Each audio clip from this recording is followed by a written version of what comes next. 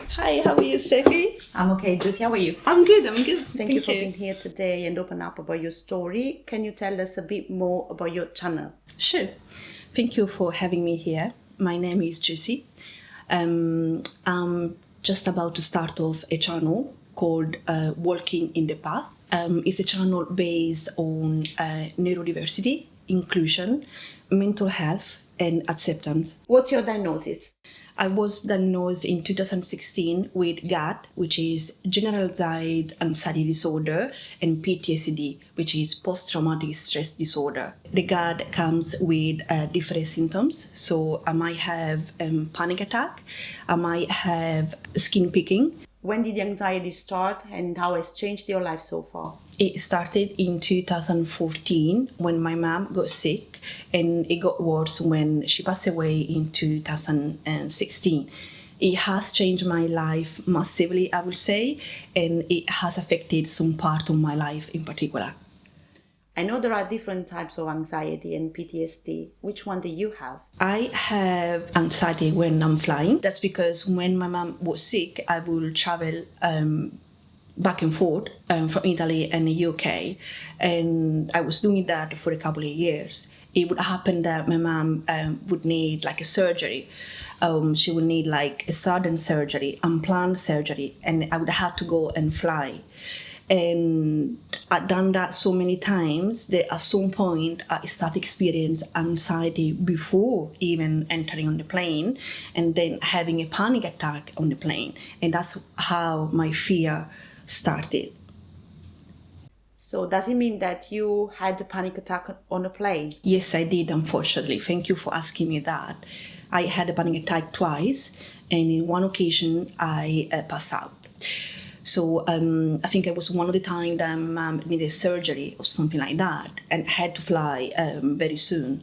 So I booked the flight. I went on the plane, and at the very beginning of the flight, I couldn't breathe. My heart was beating fast. I was sweating and couldn't still sit down on the plane. I had to ask for help, and because when you experience like a panic attack on the plane, it might happen that you hyperventilating, and that's what it was happening to me. And when you are hyperventilating, your oxygen increase because you're breathing too much, you're breathing too fast, and that's how you might pass out. And that's what happened to me. So anytime that I'm on the plane, I focus on my breathing. And that's how the fear started. By feeding the fear, how I'm breathing, I started forget how to breathe. And I'm sure there is other people out there that are struggling with the same thing. Is there anything people can do to help someone having a panic attack? Well, yes, they can. In my case, I would say if I'm having a panic attack, I'm trying not to focus your attention too much on me. Let me ride my panic attack on my own. Let it be, let it go, because it will end. So anyone who has experienced panic attack knows that.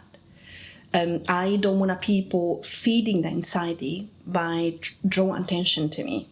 I would like them offering help with a cuddle or asking me like a cold drink just to cool me down, but without being judgmental, without drawing the attention on me.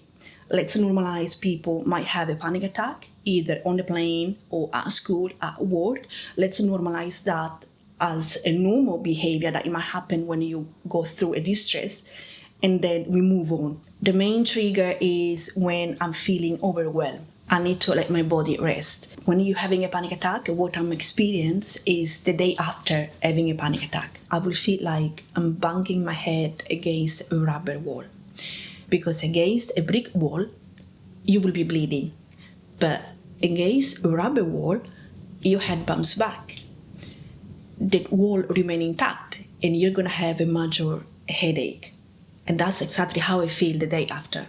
I remember you mentioned skin picking. Could you explain more about it? So skin picking disorder is basically when you start picking your skin because you might see a blemish, you might see imperfection on your skin, you might see something which is not supposed to be there. It's a way of zoning out from your emotional distress. It's very mild. It might not happen for months or weeks, but when I'm having a lot of stress, I might start picking, and that might be like on my legs, or it might be on my arms, or sometimes on my face. It's very interesting because I think it's a coping mechanism. I figured out this disorder just a couple of years ago. I didn't know there was a thing about skin picking disorder. I would find myself maybe picking my leg for 1 hour when I was highly distressed, but I didn't know that was a disorder. I didn't know there was a name for it, because people know about anxiety, panic attack, or PTSD, but they don't know about skin picking disorder. And then I look it up, I Google it, and I find out there is this disorder called skin picking. There is also a way to manage it. There might be people who are listening, they might be interested. You can buy some fidgety toys that it might help to take off your hands from your skin. Or what you can do, you can maybe distract yourself with something else. Maybe you can start do some meditation. I tried that once and it worked.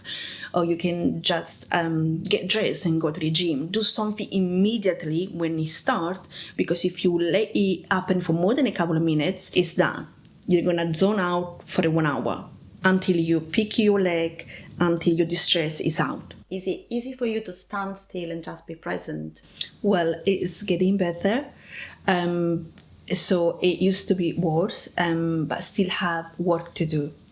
I try to practice stillness throughout meditation, exercise, and positive affirmation about our nature or human being. When it comes to our pain and sorrow, we shouldn't be self-centered. Understanding that there is other people out there who might be struggling with the same issues, it might help out in the long term. What's the red box about? Oh yeah, thank you. This one is my favorite box. It's my safety emotional box. Basically, anytime I'm in my room and I feel on the edge, or I might be having a panic attack, I open up my box and then I pick one positive affirmation. Could you please show me? Yeah, sure. Just gonna shake it out for you. Let's see. Wow. Mindful eating. What does it mean? Meaning that I find that be aware of what you're eating and how you're feeding your body can help your mental health. So when I feel like stress or having anxiety, I tend to have grab junk food or having sweet cravings. Having a mindful eating, it helped me to be present and to be controlling my body. It's a way of respecting my body and my mind as well. I find this very helpful, actually. So can we say that this one is a safety tool for you? Yeah, it's a kind of safety, it's like a safety nest. It's like my tool to help myself when no one is around. And I got so many positive affirmation, and I'm sure there is something for everyone out there. Can you pick one more, please? Sure. Wow, that's another nice one. Learn new skill. This one is something that I do regularly. I tend to get bored if I'm not learning something new. And learning a new skill, that could be anything. It could be like a sport, it could be like how to use a camera, how to write, or how to, how to do something new. It helps your brain not to shut off. Is there anything else you can do to help yourself out? Yes, that's what I'm doing. So basically, this channel is about helping myself and helping the community, putting myself in a vulnerable position because I'm sharing my fear with everyone out there. And by being vulnerable, by accepting my vulnerability, lessen my fears. And that's how I'm helping myself. I remember you said people can reach out to you. How? Yes, I'm gonna write down my email below my video. So anyone who wanna share the story about their mental health journey, neurodiversity, inclusion, they can email me. I'm more than happy to hear your story. To make a safety emotional box, what do you need? Well, you just need to your favorite box and your favorite positive affirmation.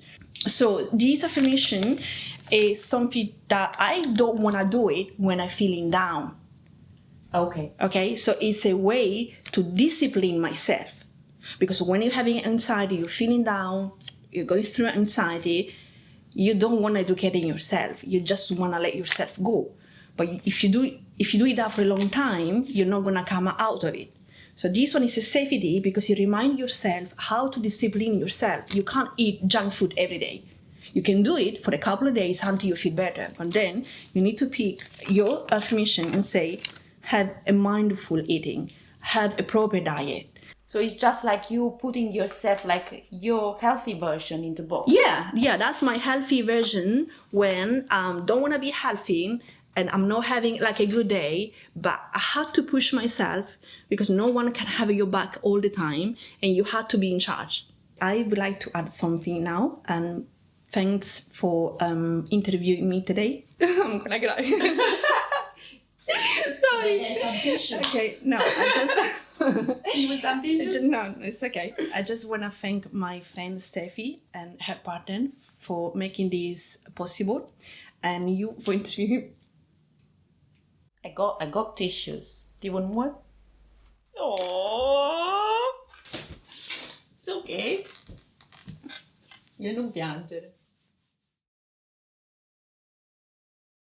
So I just want to say thank you, Steffi, for interviewing me, and thank you, Federico, for making this possible. You are great people, and thank you so much. How do you feel? Better? Yeah.